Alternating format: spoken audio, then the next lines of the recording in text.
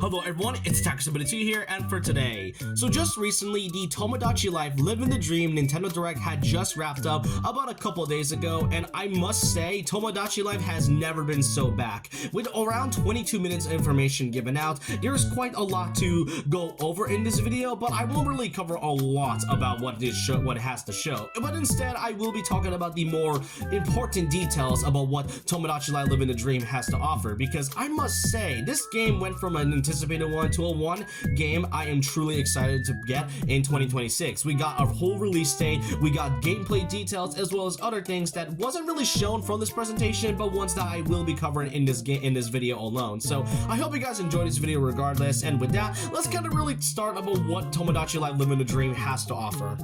Now, one of the biggest curiosities I've had about Living the Dream is that how is it going to be different from its predecessor back in the 3DS days? Since it has been over a decade since the original Tomodachi Life game came out, it is kind of curious to see on how they're going to be adding anything new to this potential sequel that we are now seeing. And it seems from all the different information they've given us, it has some notable differences. While Living the Dream may retain the original charm and wackiness that Tomodachi Life has, it has some new features to better options and more different types of players for those that are probably thinking of picking up this game. The meme maker aspect is still a part of this, mostly, you know, creating your own meme, then choosing how they talk and setting a personality for them. There are a few new things they've added. Notably, you can add the addition of ears, which you have around like 6 types of ears to choose from, and obviously you can even got the face paint, in which you can add different types of painting onto your me's, and it's kind of similar to the one me creator in Miitopia, which is generally superior, and I know a lot of people tend to say that this is probably, if not the best way to experience Miitopia.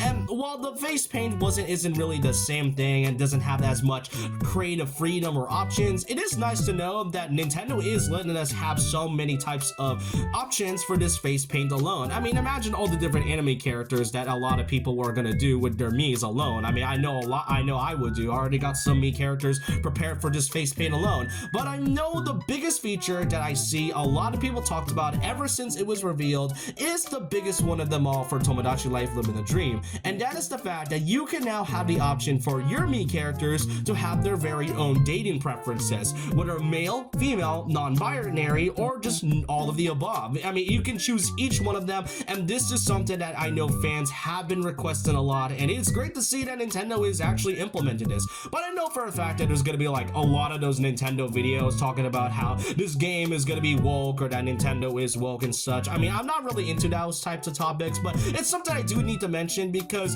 I know so many videos are going to be blaming the new president who only just got into office not even too long ago. Like, it's only been like a week and that's about it. But not only is she not really involved with the game at all, but this game was announced just a year ago before her presidency came into play. But if you look further into the research, you would know that Nintendo had actually apologized for this type of controversy over a decade ago when the 3DS game came out. They literally had to apologize for omitting same-sex relationships in Tomodachi Life, and they wanted to add this type of feature in the future, and it seems they are going to be going for that promise. So no, it's not the fact that Nintendo is just doing it because of a recent presidency change. It's just the fact that they wanted to do a feature that was basically given a huge controversy over a decade ago. But other than that, it is great to see this type of feature in Living the Dream. I know there's going to be a lot of people who are probably choosing their Mii characters and all that, but still, lots of creativity and more options for your Miis.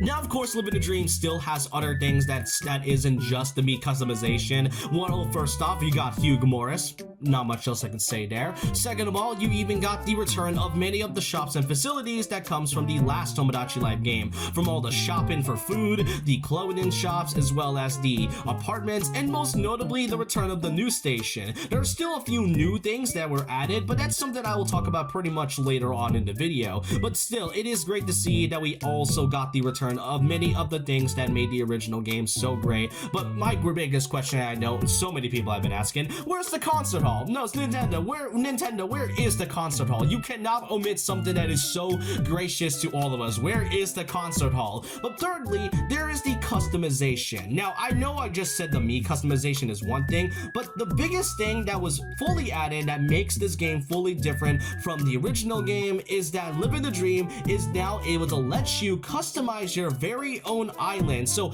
unlike the 2013 3DS game where you're mostly stuck with one simple island and then unlocking things in the process, this one allows you to create your very own island of your own dreams. I guess that's why it's called Living the Dream, because the customization in this one is incredible, hence why they announced two new facilities such as the quick build and the pallet house. You get to customize so many things in your island alone, from adding trees, new places, and especially adding like layers of your island to make it grand as possible. Like, the amount of customization in this game alone is just insane. Like, I thought the Mii Maker was already wild enough by adding new features and especially dating preferences, but to also add new customization parts such as, you know, adding trees and such is kind of akin to Animal Crossing. That right there is what I find so great. At first, I didn't really like how the island looked kind of flat, but I can kind of see why they had to held it off like that. Other than that, you even got another new feature. Now, originally in the game, you mostly got your Mii characters hanging out with each other, mostly going to each other's apartments, but the interesting part about it is that you can have your Mii characters live together in like a whole apartment at once. Up to 8 different Mii characters can live in one space alone, and that right there is what I really like. It kind of reminds me, it definitely feels like it wants you to remind yourself of the original game when you had the apartment, so it feels like having those 8 players or 8 characters in one apartment complex alone wants you to be reminded of the original, and that's kind of how I feel about it. So yeah, that's kind of all the gameplay features I really need to talk about, because it is still Tomodachi Life. It has some new features, but enough that makes it feel as if it's a genuine new game. Now, after endings off, we do have some miscellaneous information to talk about. A full release date, we are now going to be getting Tomodachi Life Living the Dream on April 16th. So we are still getting that spring release date, so they are still putting that part in. Some have noticed that it was going to be releasing in autumn of this year, but I'd assume that was because it was going to be releasing in that type of exact release date in like a different region, hence why some are going to be coming out sometime in like winter or fall of this year. So maybe just to kind of retain that confusion right there. The game is confirmed to be $60 since it is a Switch 1 game, so I kind of am surprised that Nintendo isn't really going to do a Switch 2 version, because given the whole point of the console is that it has mouse controls, you would have thought that Nintendo would do something like this, and especially with a Switch 2 edition. Maybe they'll likely do that whenever the game comes out, who knows, we may not know, but still, this will be releasing on this April. But the most notable thing I need to talk about is that you are actually able to get this game pre-ordered for free if you have the game vouchers. But as I'm recording this, which is like January 31st, it's probably too late by now since the game vouchers have already been removed from the website. So you really can't get this game anymore if you have the vouchers on you. They have likely expired, but yeah, that's kind of a thing I do need to talk about. We also get to look at the game's box art, but then there's the last thing I need to talk about in terms of what Tomodachi Life Living the Dream has to offer. According to the website, it turns out that by using local communication, you can send your special Mii characters and items to friends nearby. Now, keep in mind, it says local communication, as in the bottom, it states that Mii characters and items cannot be shared via internet communication. This new information, after the direct had finished, had garnered a bit of a mixed reception. Some have stated that, you know, it's definitely kind of understandable. Some are really upset. A lot are pretty much frustrated that you aren't able to share your Miis online, because that's kind of what made the original game on the 3DS so great, since you were able to use QR codes and share your Miis online for other players who have the game. Now,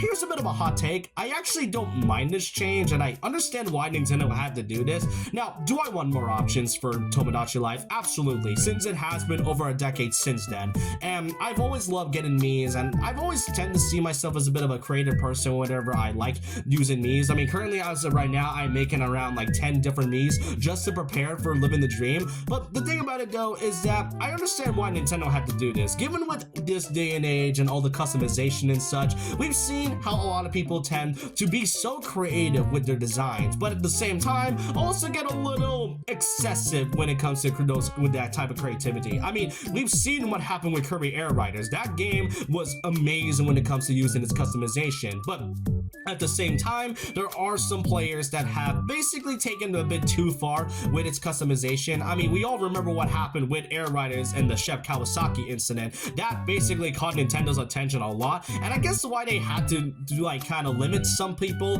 And I know a lot of players aren't going to be playing the same. Many want more options, and I understand that. For me personally, I understand why Nintendo would want to do this, and you know what, I would like to be more creative with my island, since the whole point of Living the Dream is that you are basically making your own dream island, sort of akin to Animal Crossing New Horizons in a way, but with like more options and such. But that's all I want to cover for this video. Tomodachi Life Living the Dream is now my most wanted game of this year, maybe next to Fire Emblem Fortune's Weave and such, and given that it's coming out in a few months, I cannot wait to get this game on my Switch too. This game is going to be compatible for the Switch too as well, so that's just another thing I have to mention. But I want to know all your thoughts and opinions on what you think about what Tomodachi Life Living the Dream has to offer. Do you think this is truly enough, or do you think Nintendo needs to show a bit more information before this game have released? Because seriously, Nintendo, where in the hell is the concert hall? I want my knees to saying you cannot omit this, but I hope you guys enjoyed this nonetheless. And with that, leave a like, comment, subscribe, hit the notification bell for more videos, follow my Twitter and Instagram, and I'll see you guys next time. And remember this, once a legend, always a legend.